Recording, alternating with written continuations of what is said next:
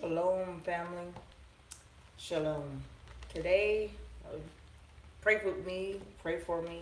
Today is my first day back to work, and I just came to the shop. I have been trying to make myself come up here and clean up, and I didn't before I got here. So things are kind of still the way they were right before I left. And I left. Last day I worked was November the 19th. So pray with me as I go through my day today. Adjusting to the new normal. This morning I was up and I was reading my devotion, and so I was wanting to share what I got out of it this morning, and so I'll try to be really brief because I know my clients will start to kind of. But it was Philippians 4 and 18.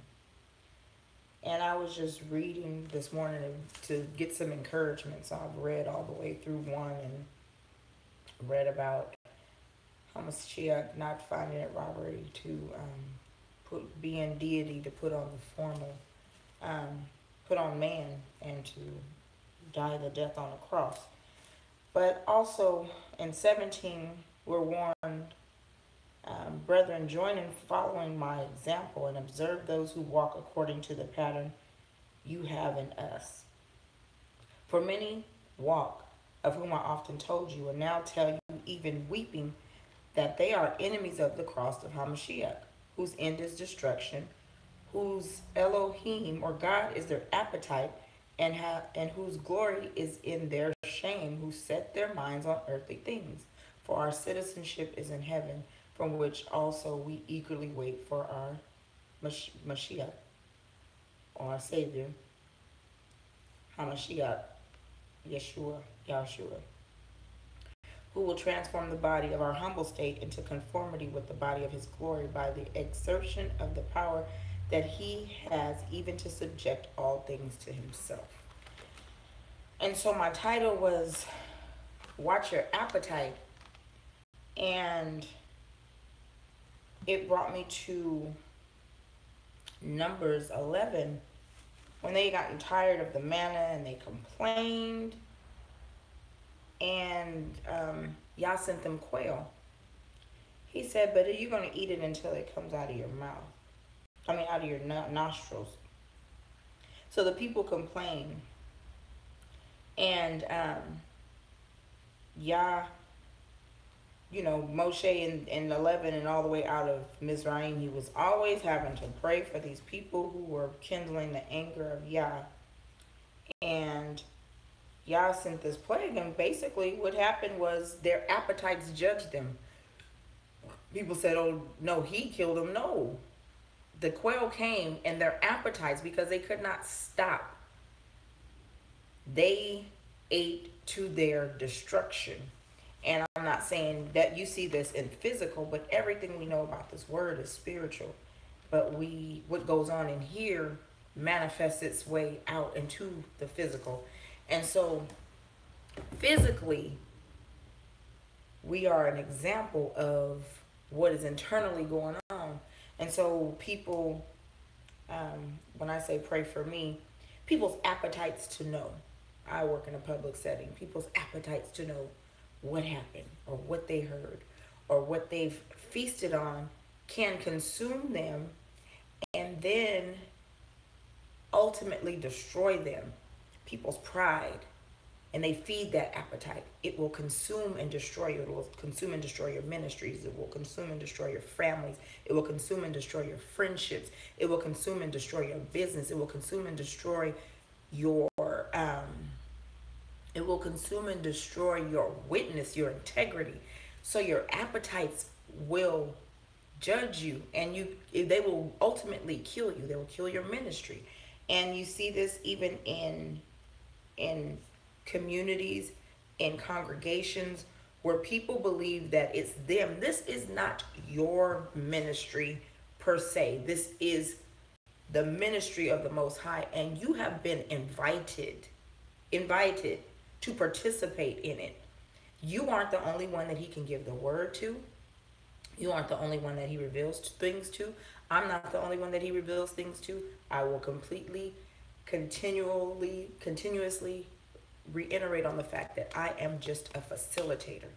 I am a facilitator given the privilege to handle the word and to rightly divide it, and I don't take it lightly. Um, those of you who have been given ministries, you see in Numbers 11 where Moshe complained. Well, he didn't complain; they were complaining, and he cried out to Yah. He said, "What? Who was it? I who conceived all these people? Was it I who brought them forth? That thou shouldest say to carry to me, carry them in your bosom as a nurse carries a nursing infant to the land which thou swear to their fathers? Where am I to get meat to give all these people? For they weep before me, saying, Give us meat that we may eat. I alone am not able to carry all this people because it is too burdensome for me. It's burdensome. So why do people try in ministry to be the all in all? So if thou art going to deal thus with me, please kill me at once if I have found favor in thy sight, and do not let me see my wretchedness. He's begging for mercy, and in his not even mercy, he's begging for death because these people are a burden. Ministry can be burdensome. So when a person believes that it's just theirs, they've gotten off track altogether. And then Yah therefore said to Moshe, Gather for me 70 men from the elders. This is verse 16, Numbers 11. Of Israel, whom you know to be the elders of the people and their officers, and bring them to the tent of meeting, and let them take their stand there before you. And I will come down and speak to you, and I will take of the Spirit who is upon you, and will put him upon them, and they shall bear the burden of the people with you. In ministry, to bear the burden, it takes accountability. Here in Numbers 11:16, you can go on and read for yourself because I said I will be brief because I know my clients are going to start to come. You see the ordination or the ordaining of the Sanhedrin, the 70 elders. In ministry, it takes wisdom, it takes knowledge, and again, foresight. The foresight comes from the Spirit. The only person that can see ahead is Hamashiach, is Yah. And he gives you a portion of his Spirit to reign, if I may say, not reign, but to lead his people, because he is ultimately the sovereign ruler. Again, in our ministries, in our walks, this is not for me. This is for somebody else. I have come to even realize that in my bereavement, in what I'm dealing with and having to come back to work, it's time to come back into ministry where I'm laying my hands on people, and I'm the psychiatrist, the psychologist, the sociologist, the counselor, and sometimes some of them counsel me. So it's time to come back to this.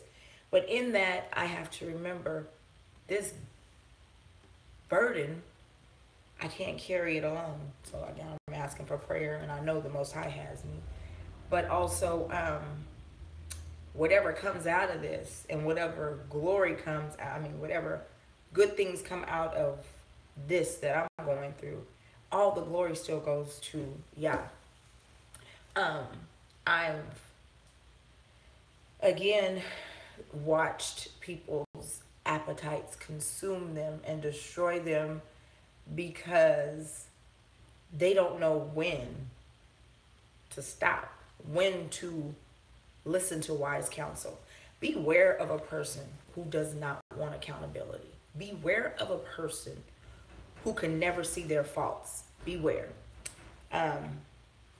Pray for me. Pray with me. My first client is at the door. Shalom.